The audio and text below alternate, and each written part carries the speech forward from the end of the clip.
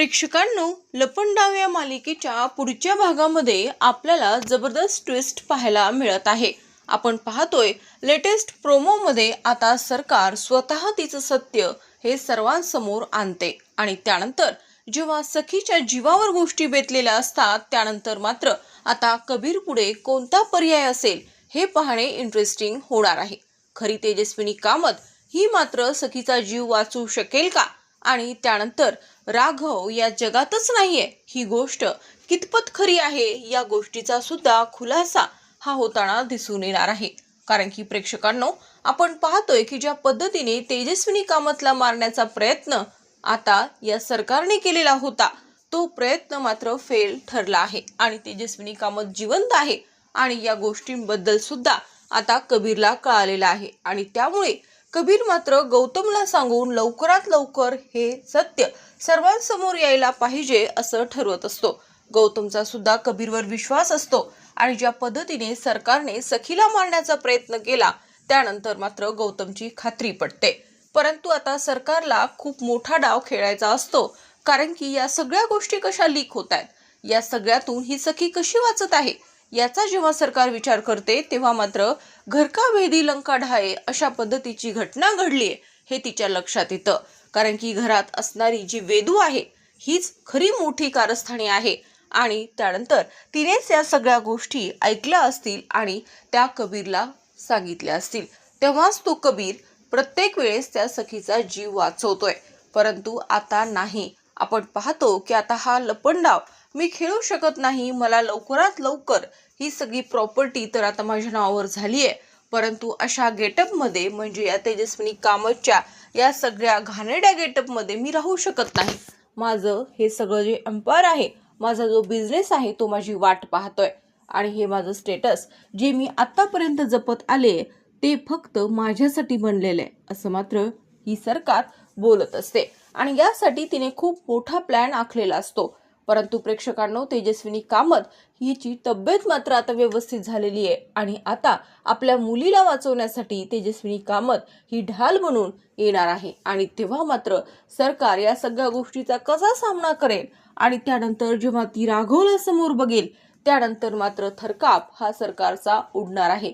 जिंकलेला डाव कशाप्रमाणे मोडला जातो हे सगळं कान्हा सरकारला दाखवून देणार आहे आणि आता त्याच्या सोबत आहे ती म्हणजे त्याची सखी। हो प्रेक्षकांनो, सखी ही सरकारला हरवण्यासाठी आपण पाहतो की ती कबीर किर्लोस्करांच्या घरी जाणार आहे आणि त्यानंतर खरा खेळ हा सखीचा सुरू होणार आहे। सर्व प्रॉपर्टी आपण पाहतो की तेजस्विनी कामतच्या नावावर आहे, परंतु आता मात्र ही तेजस्विनी कामत नाहीये हे सिद्ध करणं जास्त महत्त्वाचं आहे आणि यासाठी खरी तेजस्विनी कामत कुठे आहे याचा शोध हा कान्हाला घ्यायचा असतो। परंतु त्या अगोदर आपण पाहतो की सखीच्या जीवाला धोका आहे, सखी चक्कर येऊन पडते, त्यानंतर मात्र कबीरला समोर सरकार दिसत असते, परंतु या सगळ्या गोष्टींना महत्त्व न देता तो सखीला हॉस्पिटलमध्ये ऍडमिट करतो कारण की सखीने जे खाल्लेले त्यामध्ये विष आहे हे मात्र कबीरला माहीत असतं।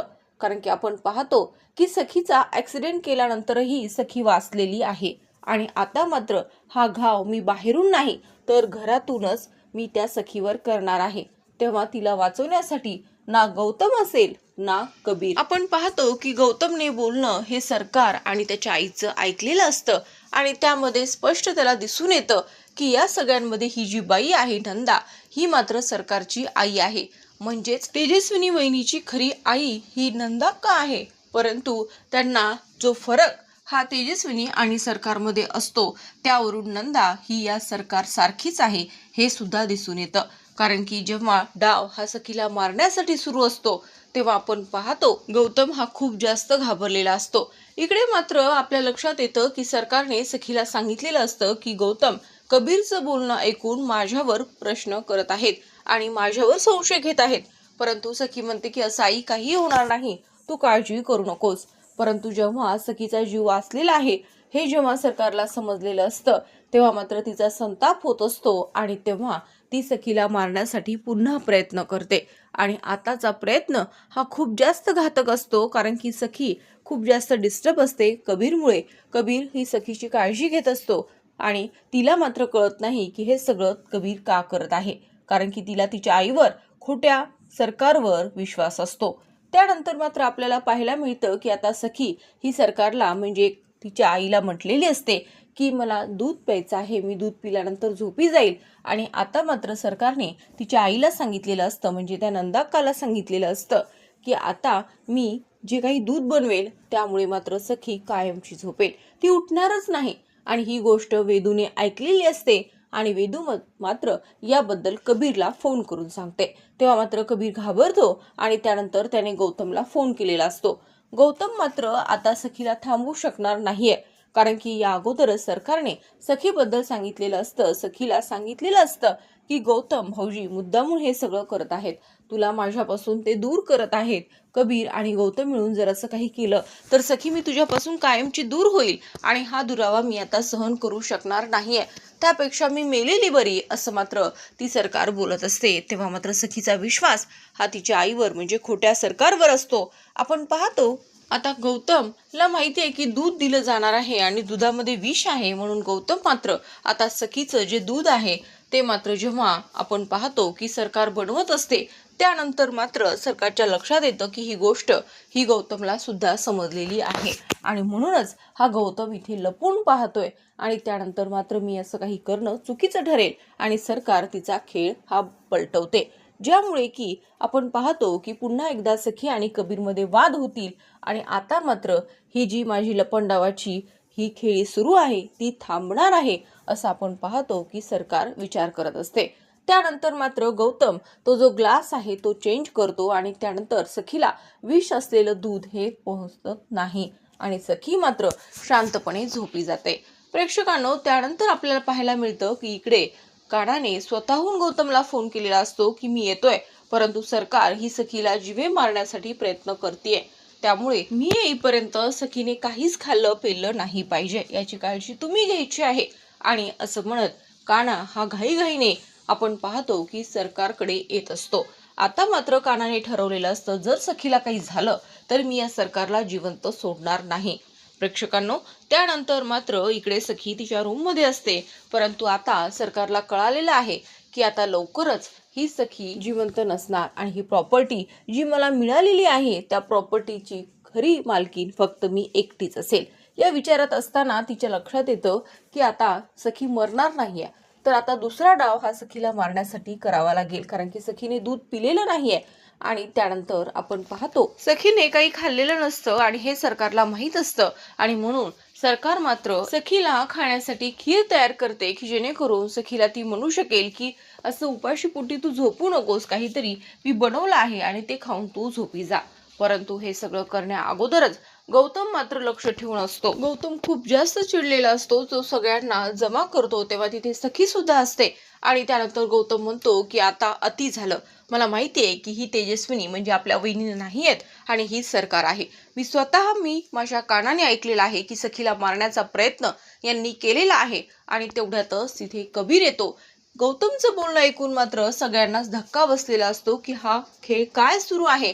आणि तिथे मात्र ती नंदा मावशी सुद्धा असते आणि ती म्हणते की असं नाहीये, ही माझी मुलगीच आहे, मला विश्वास आहे की ही माझीच मुलगी आहे तेजस्विनी. मनस्विनी ही नाहीच आहे, मनस्विनी खूप जास्त विचित्र होती. आणि त्यानंतर तिचे डोळे सुद्धा आपण पाहतो की हे मात्र आता बदललेले डोळे आहेत, यावर ऑपरेशन झालेलं आहे, याची कल्पना मात्र आता कबीरला आलेली असते. कबीरला माहीत असतं आणि त्यामुळे गौतम सांगतो की राहिला प्रश्न डोळ्यांचा, तर डोळ्यांचं सुद्धा यांनी ऑपरेशन केलेलं आहे, म्हणजे ही आपली वहिनी नाहीये तर ही सरकार आहे. तेव्हा मात्र सरकार म्हणजे खोटी तेजस्विनी कामत मनस्विनी ही ज्यात मात्र आता एक प्रकारचं नाटक सुरू करते. ती सखी समोर रडत असते, सखी मी तुला म्हटलं होतं ना की ही लोक तुला माझ्यापासून तोडण्याचा प्रयत्न करतायत, अगं मी तुझी आईच आहे, असे खोटे आरोप हे माझ्यावर का करतायत, मला माहिती आहे की मनस्विनीने तुम्हाला खूप जास्त त्रास दिलेला आहे आणि तो त्रास तुम्ही सहन करू शकणार नाहीत. तुमच्या मनामध्ये भीती ही सरकारबद्दल असू शकते, परंतु मी खरंच तुमची वहिनी आहे, असं मात्र आपण पाहतो की तेव्हा सरकार बोलत असते. आणि त्यानंतर सरकारने जी खीर आणलेली असते ती खीर आता सखी खाणार असते, परंतु तेवढ्यातच तिथे कबीर येतो. कबीर म्हणतो की नाही सखी मॅडम, हे तुम्ही खायचं नाहीये, यामध्ये विष आहे, तेव्हा मात्र आपण पाहतो की सखी म्हणते की तुला समजतंय का, आणि तू या वेळेला माझ्या घरी काय करतोयस, तुला कोणी बोलवलं, तुला आत कोणी सोडलं, आणि त्यानंतर माझ्या आईने माझ्यासाठी खीर बनवली आहे आणि ही मी खायची नाहीये हे सांगणारा तू कोण आहेस. तेव्हा मात्र आपण पाहतो की कबीर सांगतो, मी तुमचा नवरा आहे, 1 महिना का होईना, परंतु आपल्यामध्ये हा घटस्फोट झालेला नाही आहे, त्यामुळे तुम्ही मला हा प्रश्न करू शकत नाही आहेत आणि या सगळ्या गोष्टींचं स्पष्टीकरण देण्यासाठी माझ्याकडे वेळ सुद्धा नाहीये. ही जी खीर आहे ती खीर तुम्ही खाऊ शकत नाहीत, यामध्ये विष आहे. आणि तेव्हा मात्र सखी चिडते आणि तिला तिच्या आईचे शब्द आठवतात की आता काना आणि गौतम काका मिळून मात्र मला तुझ्यापासून दूर करतील सखी, परंतु मी जिवंत राहू शकत नाही. आणि त्यामुळे सखी मात्र कानावर सुद्धा चिडते. ती म्हणते, माझ्या घरच्यांना फितून असं काहीतरी बोलून तुला काय वाटलं की मी तुझी होईल आणि मी पुन्हा तुझ्या प्रेमात पडेल, तर हे शक्य नाहीये.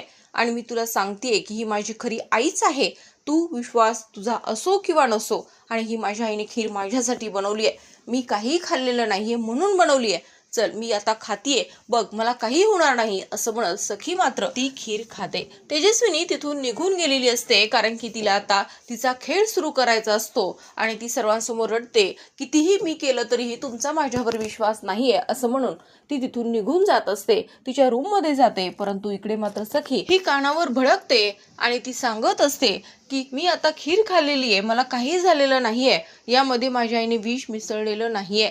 आणि कबीर किर्लोस्कर हे सगळं आता तुम्ही थांबवा, नाहीतर मला तुमच्या विरोधात पोलीस कंप्लेंट करावी लागेल. आपण पाहतो की गौतम सुद्धा कबीरला म्हणत असतो की कबीर तू म्हटला होता आणि हे तुला कुठून कळालं. त्यानंतर मात्र कबीर सांगत असतो की वेदूमुळे कळालं, वेदूला काम करण्यासाठी मीच इथे पाठवलं होतं. आणि त्यानंतर मात्र आपण पाहतो की सखीला आठवतं की कशा प्रकारे ही वेदू प्रत्येक वेळेस या कबीरची बाजू घेत असते. कबीरने गौतमला फोन केल्यानंतर सांगितलेलं असतं की सखीच्या जीवाला धोका आहे. तेव्हा मात्र गौतम चिडतो आणि कबीर येण्या अगोदरच तो सांगत असतो की ही आपली वहिनी नाहीये, ही सरकार आहे, परंतु त्याच्या बोलण्यावर कोणीच विश्वास ठेवत नाही. आणि त्यानंतर सखी खीर ती खाते आणि त्यानंतर जी सरकार आहे ती तिच्या रूम मध्ये निघून जाते. त्यानंतर आपण पाहतो की सखी मात्र कानाचा खूप अपमान करते, त्याला तिथून जायला सांगते आणि तिथून ती थेट तिच्या आईकडे जाते. तिला असं वाटतं की तिची आई दुखावली असेल, तिला वाईट वाटलं असेल, तिची समजूत काढण्यासाठी आपण पाहतो की सखी ही सरकारच्या रूम मध्ये जाते. आणि तेव्हा मात्र सरकारने पूर्ण गेटअप तिचा चेंज केलेला असतो, ती सरकारच्या रूपात तिथे बसलेली असते. तोच ॲटिट्यूड, तोच अहंकार आणि तोच माज हा सरकारच्या चेहऱ्यावर असतो. त्यानंतर मात्र सखी तिथे येते, परंतु सखीने तिच्या सरकारला म्हणजे तिच्या खोट्या आईला पाहिलेलं नसतं आणि सखी बोलत असते, बघितलंस ना, मी खाल्ली ती खीर आणि त्या कबीरला सुद्धा खूप झापला आहे मी, तुझ्यावर प्रत्येक वेळेस तो अविश्वास दाखवतो, परंतु माझा तुझ्यावर विश्वास आहे आई, असं म्हणत जेव्हा सरकारकडे सखी पाहते तेव्हा मात्र तिला धक्का बसतो. आणि सरकार म्हणते धप्पा, कारण की आता हा लपंडाव पुन्हा एकदा सुरू होणार. आता कोणता खेळ सरकार सुरू करणार आणि या खेळामध्ये आणखी सरकार कोणाकोणाला इन्व्हॉल्व करून घेणार हे पाहणे इंटरेस्टिंग होणार आहे. परंतु जेव्हा सखी ही सरकारकडे पाहते तेव्हा मात्र सखीच्या नाकातनं रक्त येत असतं, म्हणजे तिच्यावर विष प्रयोग हा झालेला आहे. आणि तेव्हा सरकार म्हणते, बघ सखी, आरशात बघ, तुझी काय अवस्था झाली अगं, संपला हा लपंडाव, आता या पूर्ण प्रॉपर्टीची मालकीन फक्त एकच आणि ती म्हणजे सरकार, मनस्विनी. असं म्हटल्यानंतर मात्र सखीला चक्कर येते आणि तेवढ्यातच तिथे कान्हा आलेला असतो. कान्हा मात्र सरकारकडे पाहतो आणि तो मात्र सखीला उचलून घेतो. आता लवकरात लवकर हॉस्पिटलला जाणं आवश्यक आहे, कारण की सखीच्या पोटात विष आहे, तिने खीर खाल्ली आहे. परंतु आपण पाहतो की ती खीर खरंच सखीने खाल्लेली आहे की या सगळ्या गोष्टीच्या स्ट्रेसमुळे तिच्या नाकातनं रक्त येते आणि आता तिच्यावर कोणते उपचार होणार आहेत हे सुद्धा आपण पाहतो. तर आता प्रेक्षकांनो, सरकार समोर आलेली आहे, सरकारचं सत्य समजलं आहे. स्वतः सरकार हे सांगते की ती सरकार आहे आणि त्यानंतर सगळ्याच आपण पाहतो की कामत कुटुंबियांना धक्का बसतो. परंतु आता सरकारला मात देण्यासाठी खरी तेजस्विनी कामत येणार आहे. तर प्रेक्षकांनो, पुढचा सोमवार हा धमाकेदार ठरणार आहे आणि त्यानंतर एक मोठा लपंडाव सुरू होईल आणि तो म्हणजे तेजस्विनी कामत आणि मनस्विनी सोबत. यामध्ये आता कोण कुणाला धप्पा देणार आणि कोण लपंडाव जिंकणार हे पाहणे इंटरेस्टिंग होईल. तर आता प्रेक्षकांनो, लपंडाव या मालिकेच्या लेटेस्ट अपडेटसाठी चॅनलला सबस्क्राईब करा. व्हिडिओ आवडला असेल तर व्हिडिओला लाईक आणि शेअर करायला मात्र विसरू नका.